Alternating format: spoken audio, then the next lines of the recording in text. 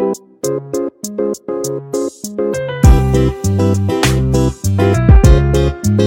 Kitchen मध्ये नमस्ते. मी बनवते वांग्याची भाजी एकदम मसालेदार. तर इथे आहे ना वांगे 250 ग्राम घेतलेले आहे, स्वच्छ धुतलेले आहेत.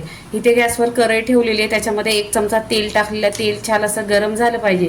तेल गरम झाल्यानंतर जिरं टाकायचं. जिरं छान असं तरतरलं पाहिजे. इथे मोहरी टाकायची. मोहरी टाकल्यानंतर लगेच हिंग टाकायचं.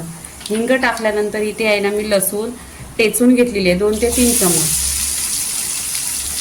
लसूण इथं आहे ना परतून घ्यायची तेलावर, गोल्डन कलर करायचा पूर्णपणे. इथे पहा गोल्डन कलर झालेला आहे.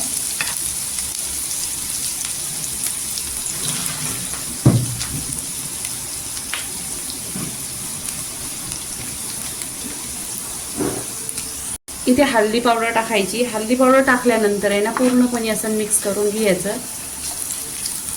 इथे स्वच्छ धुलेली वांगी टाकून घ्यायची. वांगी टाकल्यानंतर परतून घ्यायचं. तेलावर पूर्णपणे असं परतायचं. 1-2 मिनिटं आहे ना असं परतल्यानंतर आहे ना इथे आहे ना ढाकण लावायचं आणि स्लो गॅस करायचं.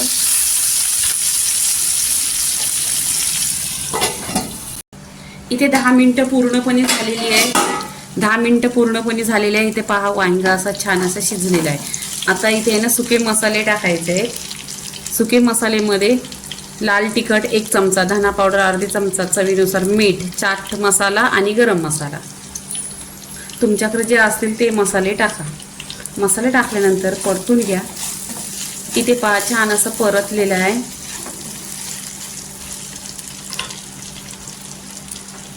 इथे कोथिंबीर टाकायची. 1-2 मिनिटं आहे ना छान अशी तेलावर परतून घ्यायची. इथे आहे ना मसाल्यात छान अशी परतून घेतलेली आणि 2 मिनिटं झालेली आहे.